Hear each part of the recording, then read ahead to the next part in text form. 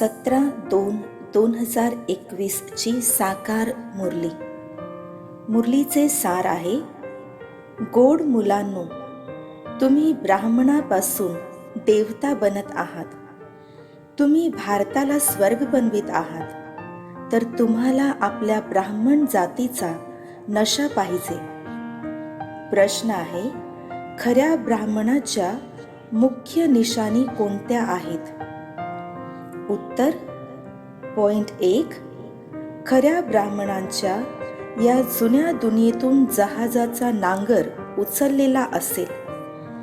त्यांनी जसा या जुन्या दुनियेचा किनारा सोडलेला असेल. पॉइंट 2, खरे ब्राह्मण ते आहेत जे हाताने काम करतात आणि बुद्धीने नेहमी बाबांच्या आठवणीमध्ये राहतात, म्हणजे कर्मयोगी असतात. पॉइंट 3, ब्राह्मण म्हणजे कमल फुलासारखे.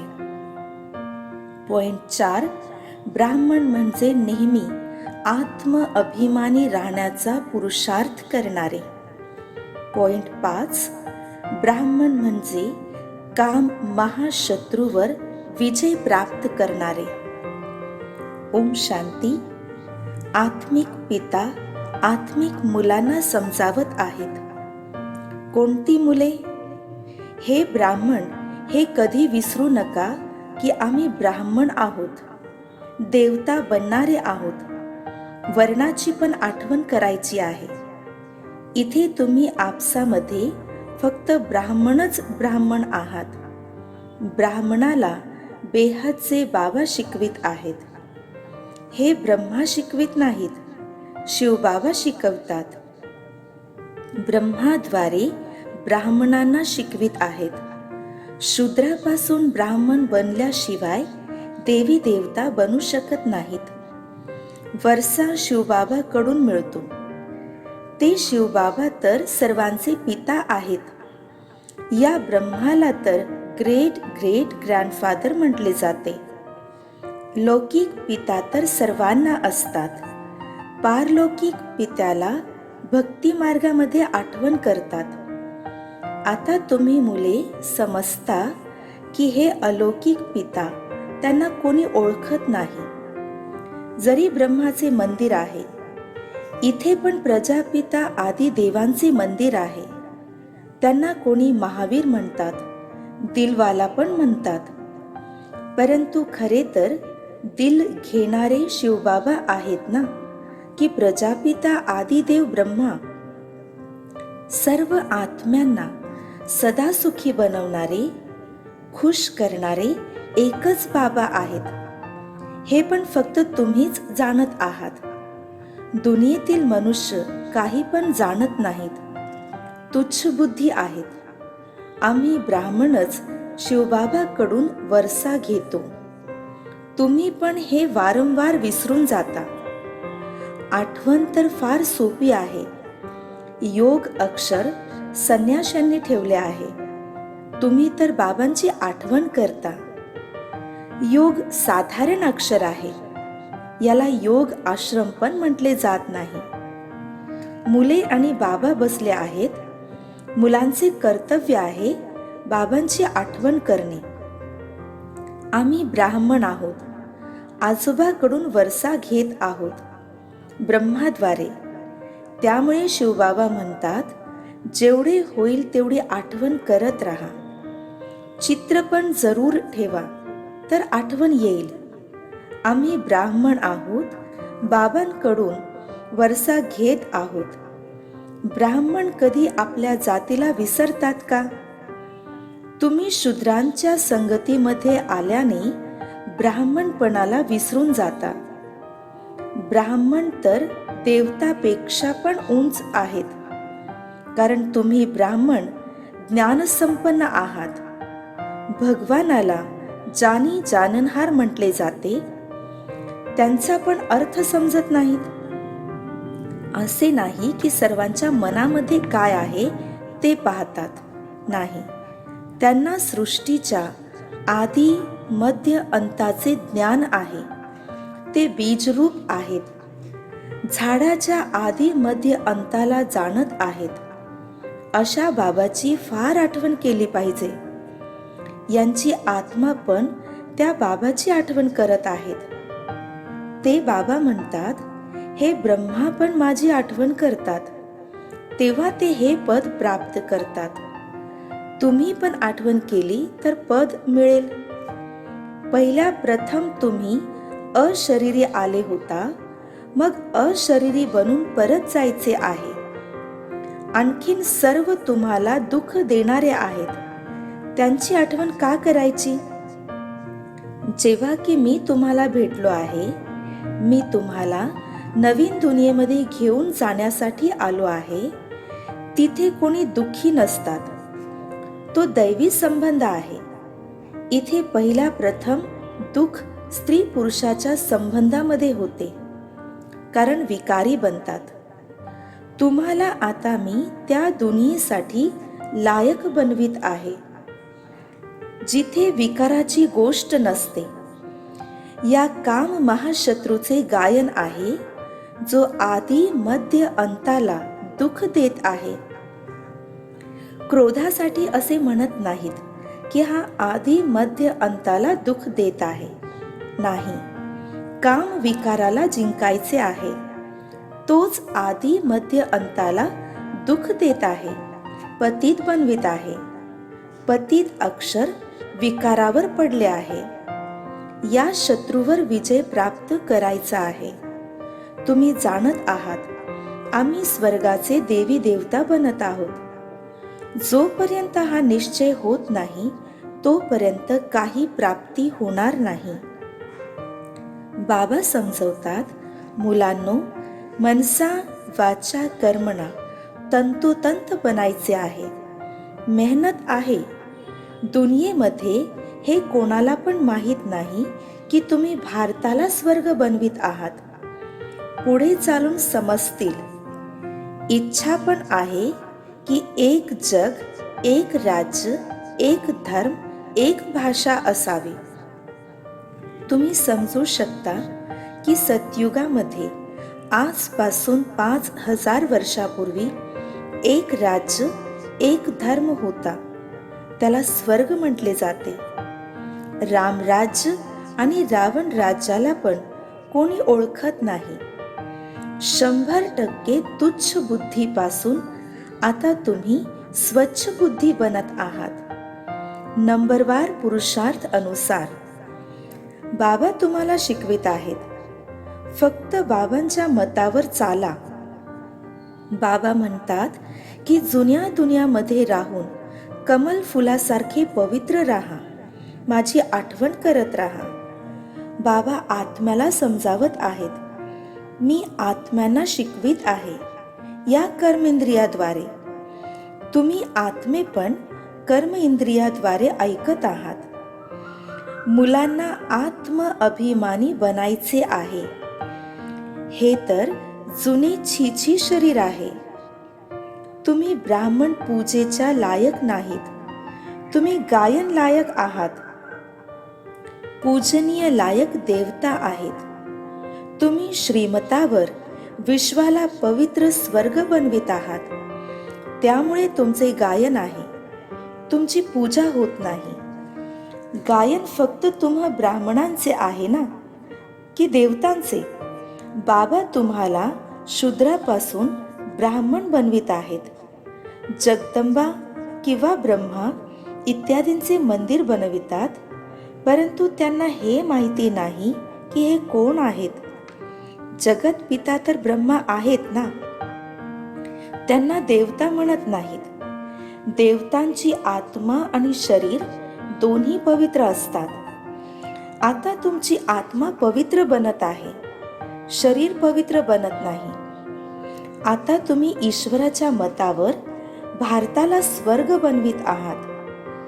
तुम्ही पण स्वर्गाच्या लायक बनत आहात. सतोप्रधान जरूर बनायचे आहे. फक्त तुम्ही ब्राह्मणच, ज्यांना बाबा शिकवित आहेत. ब्राह्मणांचे झाड वृद्धीला प्राप्त होत आहे. ब्राह्मण जे पक्के बनतात, तेच मग जाऊन देवता बनतात. हे नवीन झाड आहे. मायाची वादळं पण लागतात. सतयुगामध्ये कोणते वादळ नसते. इथे माया बाबांची आठवण करू देत नाही. आम्हाला वाटते की बाबांची आठवण करावी, तमोपासून सतोप्रधान बनावे. सारा आधार आठवणीवर आहे. भारताचा प्राचीन योग प्रसिद्ध आहे. विलायतवाले पण इच्छितात की प्राचीन योग कोणीतरी येऊन शिकवावा. आता योग पण 2 प्रकारचे आहेत. एक हठयोगी आहेत, दुसरे राजयोगी आहेत. तुम्ही राजयोगी आहात. हा भारताचा प्राचीन राजयोग आहे जे बाबा शिकवित आहेत. फक्त गीतेमध्ये माझ्या ऐवजी कृष्णाचे नाव टाकले आहे. किती फरक झाला आहे. शिव जयंती होते तर तुमची वैकुंठाची पण जयंती होते. त्यामध्ये श्रीकृष्ण राज्य करतात. तुम्ही पण जाणत आहात शिवबाबांची जयंती आहे, तर गीतेची पण जयंती आहे, वैकुंठाची पण जयंती आहे, ज्यामध्ये तुम्ही पवित्र बनत आहात. कल्पापूर्वीप्रमाणे स्थापना होत आहे. आता बाबा म्हणतात, माझी आठवण करा. आठवण न केल्यामुळे माया काही ना काही विकर्म करविते. आठवण केली नाही तर चापट लागते.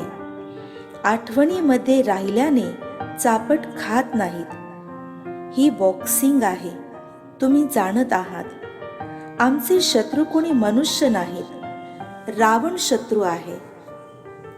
बाबा म्हणतात, यावेळी लग्न करणे बर्बाद होणे आहे. एक दोघांची बर्बादी करतात, पतित बनवितात. आता पारलौकिक बाबांनी आदेश काढला आहे, मुलांनो, हा काम महाशत्रू आहे. यावर विजय प्राप्त करा आणि पवित्रतेची प्रतिज्ञा करा. कोणीही पतित बनू नये. जन्मजन्मांतर तुम्ही पतित बनले आहात या विकारामुळे. त्यामुळे काम महाशत्रू म्हटले जाते. साधू संत सर्व म्हणतात, पतित पावन या. सतयुगामध्ये पतित कोणी नसते. बाबा येऊन ज्ञानाने सर्वांची सद्गती करतात. आता सर्व दुर्गतीमध्ये आहेत. ज्ञान देणारे कोणीच नाही. ज्ञान देणारा एकच ज्ञानसागर आहे. ज्ञानाने दिवस होतो. दिवस रामाचा आहे, रात्र रावणाची आहे. या अक्षराचा यथार्थ अर्थ पण तुम्ही मुलेच समजत आहात. फक्त पुरुषार्थामध्ये कमजोरी आहे. बाबा तर फार चांगल्या रीतीने समजावत आहेत. तुम्ही 84 जन्म पूर्ण केले आहेत. आता पवित्र बनून परत जायचे आहे. तुम्हाला तर शुद्ध अहंकार असला पाहिजे. आम्ही आत्मा बाबाच्या मतावर या भारताला स्वर्ग बनवित आहोत, ज्या स्वर्गामध्ये मग राज्य करायचे आहे. जेवढी मेहनत कराल तेवढे पद मिळेल. वाटेल तर राजा राणी बना, नाहीतर प्रजा बना. राजा राणी कसे बनतात हे पण पाहता. बाबांचे अनुकरण करायचे आहे. आत्ताची गोष्ट आहे. लौकिक संबंधांसाठी म्हटले जात नाही. हे बाबा मत देत आहेत, माझी एकट्याची आठवण करा तर विकर्म विनाश होतील. तुम्ही समजत आहात. आम्ही आता श्रीमतावर चालत आहोत.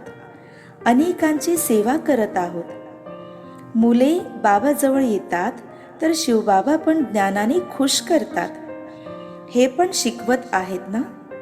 शिवबाबा म्हणतात, मी सकाळी येतो, मग कोणी भेटण्यासाठी येतात तर मग हे समजावू शकत नाहीत.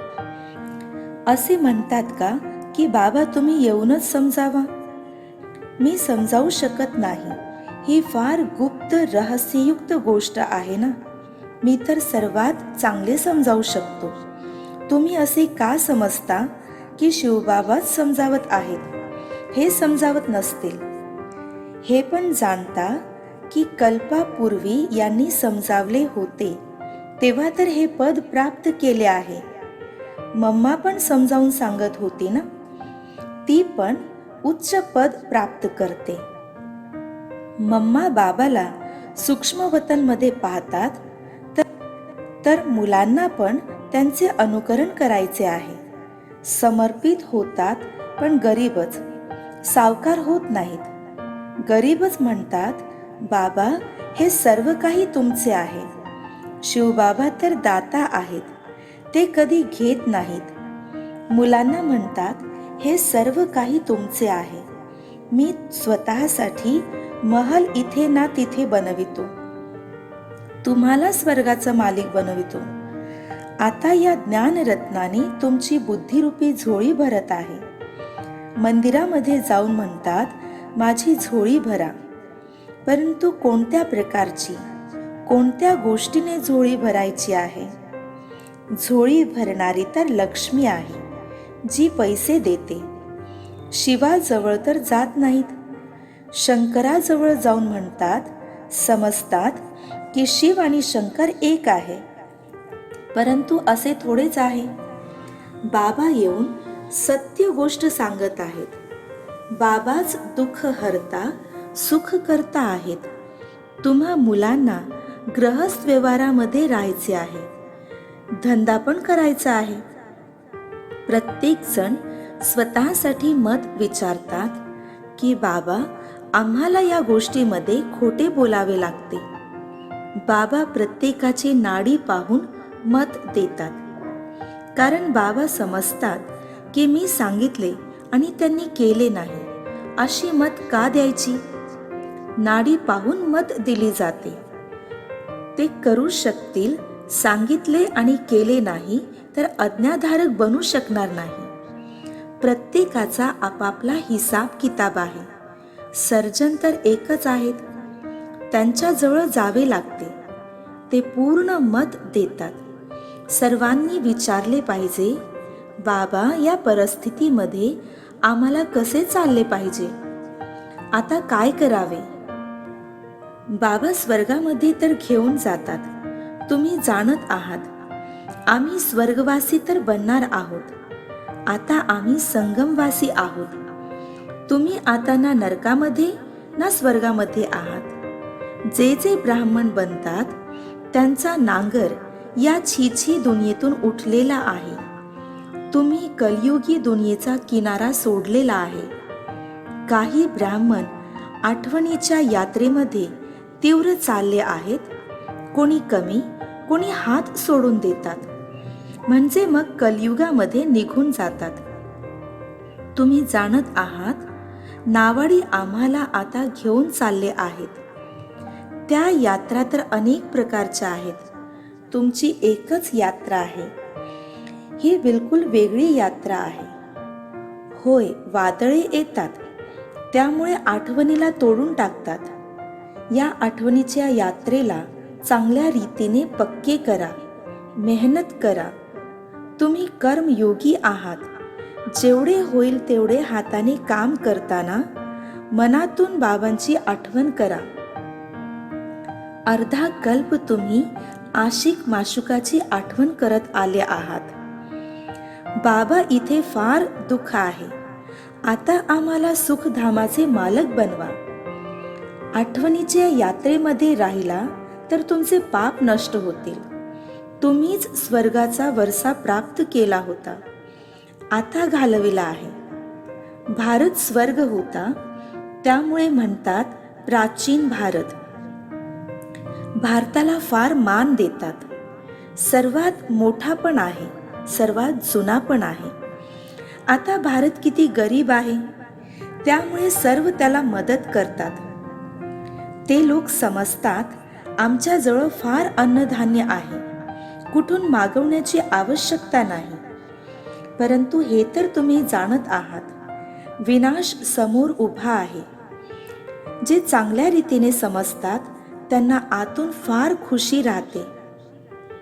प्रदर्शनीमध्ये किती येतात, म्हणतात तुम्ही सत्य सांगत आहात. परंतु हे समजले पाहिजे की आम्हाला बाबाकडून वारसा घ्यायचा आहे. हे थोडेच बुद्धीमध्ये बसत आहे. येथून बाहेर निघून गेले तर खलास. तुम्ही जाणत आहात, बाबा आम्हाला स्वर्गामध्ये घेऊन जात आहेत. तिथे ना जेल आहे ना त्या जेलमध्ये जायचे आहे. आता जेलची यात्रा पण किती सोपी झाली आहे. मग सतयुगामध्ये कधी जेलचे तोंड पाहण्यास मिळणार नाही. दोन्ही जेल राहणार नाहीत. इथे सर्व हा मायेचा भपका आहे. मोठमोठ्यांना जसे की खलास करून टाकते. आज फार मान देतात, उद्या मान खलास होतो. आता प्रत्येक गोष्ट त्वरित होत आहे. मरणे पण त्वरित होत चालले आहे. सतयुगामध्ये असे कोणते उपद्रव नसतात. पुढे चालून पहा काय होत आहे. फार भयंकर दृश्य येतील. तुम्हा मुलांना साक्षात्कार पण केला आहे. मुलासाठी मुख्य आठवणीची यात्रा आहे. अच्छा, गोड गोड फार वर्षांनी भेटलेल्या मुलांप्रती मातपिता बाप दादाची प्रेमपूर्वक आठवण आणि सुप्रभात. आत्मिक पित्याचे आत्मिक मुलांना नमस्ते. धारणेसाठी मुख्य सारांश. पॉइंट नंबर 1, मनसा वाचा कर्मणा फार तंतोतंत बनायचे आहे. ब्राह्मण बनून कोणते पण शूद्राचे कर्म करायचे नाही. पॉइंट 2, बाबांकडून जी मत मिळत आहे त्यावर पुरेपूर चालून आज्ञाकारी बनायचे आहे. कर्मयोगी बनून प्रत्येक कर्म करायचे आहे. वरदान, अमृत वेळेच्या महत्वाला समजून यथार्थ रीतीने वापर करणारे नेहमी शक्ती संपन्न भव. स्वतःला शक्ती संपन्न बनवण्यासाठी रोज अमृत वेळेला तनाची आणि मनाची सहल करा. जसे अमृत वेळेला वेळेचा पण सहयोग आहे, बुद्धीच्या सतोप्रधान अवस्थेचा पण सहयोग आहे, तर अशा वरदानी वेळेवर मनाची स्थिती पण सर्वात शक्तिशाली पाहिजे. शक्तिशाली अवस्था म्हणजे बाप समान बीजरूप स्थिती.